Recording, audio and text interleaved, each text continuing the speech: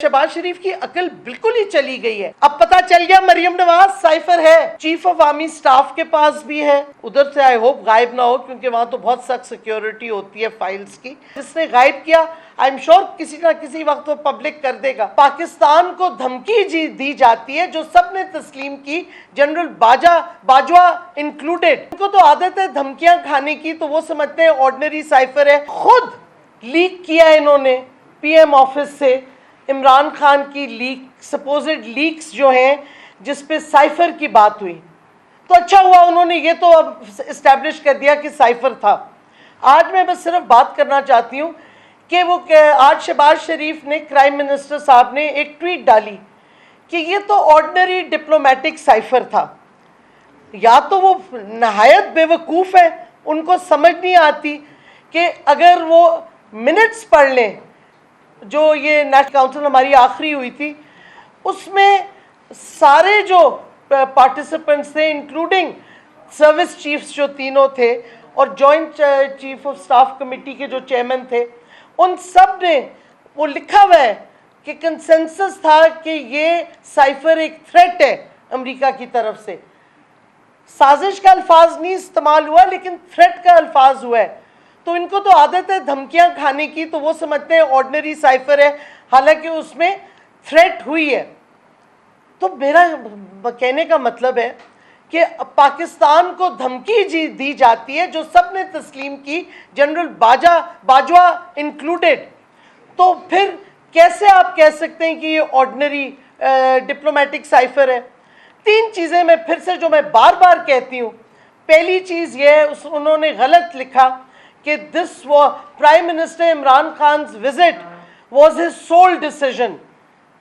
ये भी अगर आप वो प्रेस रिलीज पढ़ लें जिसमें थ्रेट का जिक्र है, जो एनएससी की मीटिंग थी, उसमें ये भी क्लैरिफाई कर दिया कि रूस जो प्राइम मिनिस्टर साहब गए थे उस वक्त के, इमरान खान, ये कंसेंसस से गए थे। सारे stakeholders including the military stakeholders सबसे मशवरा करके, बल्कि रिटायर्ड एम्बेसडर से भी मशवरा करके ये रूस गए थे। फिर सवाल इस पे ये भी उठता है कि किसने ये झूठी खबर दी अमरीकनों को? हुकूमत की किसी तरफ से, रियासत की तरफ से दी होगी ना, जो अमरीकनों ने ये कहा। दूसरा साइफर में जो मैं आपको बार बार कहती हूँ, उसमें लिखा है अगर इमरान खान सर्वाइव करते हैं वोट ऑफ नो कॉन्फिडेंस, तो 7 तारीख को, और ये भी बाय द वे एडमिट कर दिया है लीक्स में कि 7 तारीख को वो मिला था और उस पर डिस्कशन दूसरे दिन हुई।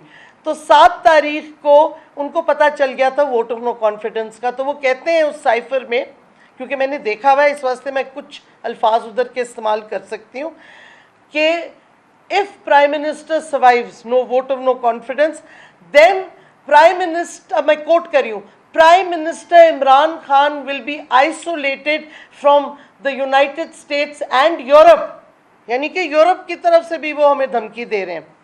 तीसरी चीज़ जो साइफर में है कि अगर if the vote of no confidence succeeds then all will be forgiven, ये अल्फाज हैं साइफर के। तो अमेरिका किस चीज़ की माफ़ी देगा हमें? क्योंकि हम रूस गए, हम इंडिपेंडेंट फॉरेन पॉलिसी कर रहे थे। ये वो साइफर है। अब और देखें तमाशा, एक तो उन्होंने मान लिया साइफर है, फिर उन्होंने कहा ये ऑर्डिनरी साइफर है। मेरा ख्याल में शहबाज शरीफ को, जिसने भी वो ट्वीट लिखी है, मुझे लगता है ये किसी और ने लिखी है, उनको बता दें रूटीन का क्या मतलब होता है। धमकी किसी मुल्क से आए और उसमें कहा जाए कि इमरान खान को हटाओ वोट ऑफ नो कॉन्फिडेंस से, नहीं तो मुश्किलात होंगी पाकिस्तान को, ये रूटीन है, ये डिप्लोमेटिक रूटीन है। और एक और सवाल, अगर ये डिप्लोमेटिक रूटीन समझते हैं तो ये सवाल पूछें फॉरेन ऑफिस से, उन्होंने फॉरेन मिनिस्टर और प्राइम मिनिस्टर को क्यों नहीं ये दिखाई? फॉरेन मिनिस्टर को तो वॉशिंगटन एम्बेसी से खबर आई कि जी एक बड़ा इंपॉर्टेंट साइफर है। फिर उन्होंने अपने स्टाफ को बुलाया और फॉरेन सेक्रेटरी को, फिर वो शर्मिंदा होकर उन्होंने शाह महमूद कुरैशी साहब को दिखाया वो साइफर। शाह महमूद कुरैशी साहब ने फिर प्राइम मिनिस्टर को बताया उस साइफर का, और प्राइम मिनिस्टर के पास साइफर गया। तो ये तरीका ही ऑर्डिनरी नहीं है।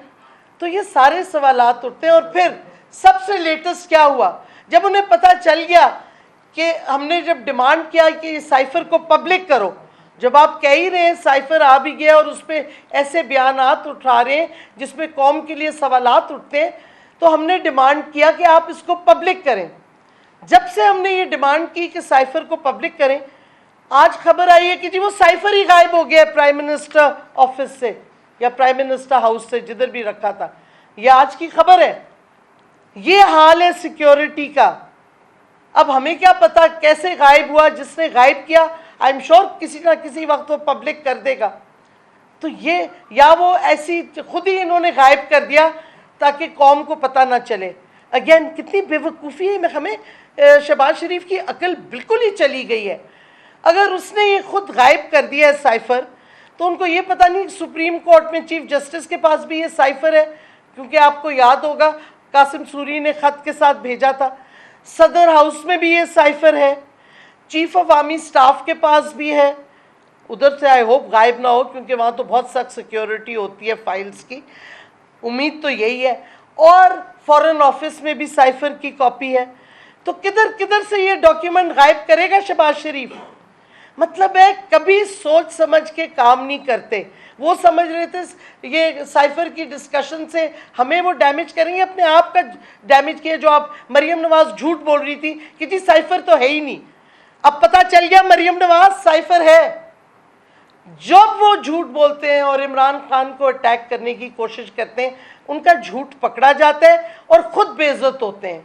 और मैं समझती हूँ जो इनसे ये काम करवा रहे हैं, जो असल ताकत है इस इम्पोर्टेड हुकूमत के पीछे, जो हैंडलर्स हैं, सवाल हमारा ये है कि क्या ये जो सिक्योरिटी ब्रीच हुआ ऑडियो लीक्स का, क्या जो मईशत की तबाही हुई, जो मुल्क में सियासी बुरहान फैला रहे, क्या ये आप चाहते थे इस साजिश से? आपका मकसद ये था कि आपकी प्लान कुछ गड़बड़ हो गई है?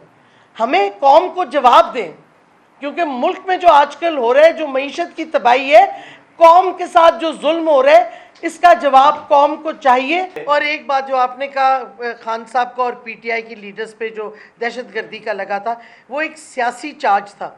हमारी हुकूमत ही हम चाहते तो उसको इन्फ्लुएंस करके हटाते नहीं। हमने पेशियां दी कोर्ट में, कोर्ट ने पूरा सुना और वाजे हो गया कि ये दहशतगर्दी के जो चार्जेस थे, ये एफआईआर ये सियासी हैं। जैसे अभी फिर हम पे हो गई हैं, मेरे पे भी 4 एफआईआर्स हैं ये 25 मई की, ये सियासी हैं।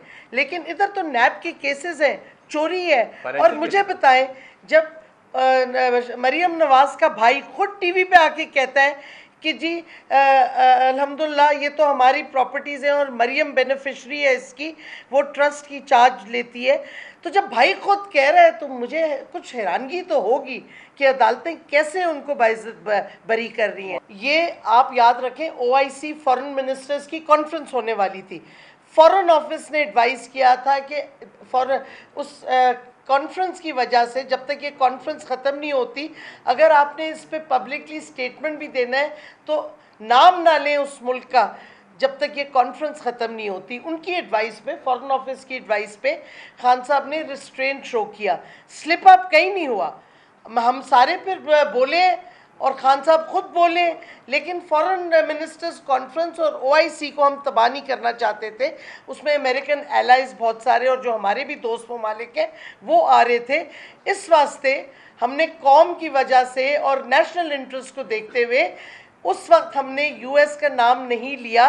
लेकिन जब वो ख़त्म हो गई और हमने वाज़े तौर पे जब हमें पता चला कंस्पिरेसी है और इन एक्शन भी हो रही है, तो ज़ाहिर है फिर हमने एक्सपोज करना था और किया।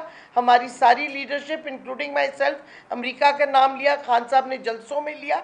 तो ये कोई स्लिप अप नहीं था, ये एक सोची समझी स्ट्रैटेजी थी जिससे मुल्क को उस वक्त नुकसान ना पहुँचे फॉरेन वो OIC की फॉरेन मिनिस्टर्स की कॉन्फ्रेंस की वजह से।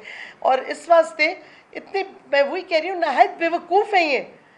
इस खान साहब की ये ऑडियो जो खुद लीक की है, जो इनको तो ऑफिशियल सीक्रेट्स एक्ट लगना चाहिए कि प्राइम मिनिस्टर की और प्रिंसिपल सेक्रेटरी की और फॉरेन मिनिस्टर की कॉन्फ्रेंसेस, जो कि फ़ोन कॉल्स जो कि सीक्रेट होती हैं, जो कॉन्फिडेंशियल होती हैं, इन शहबाज शरीफ ने लीक आउट की है।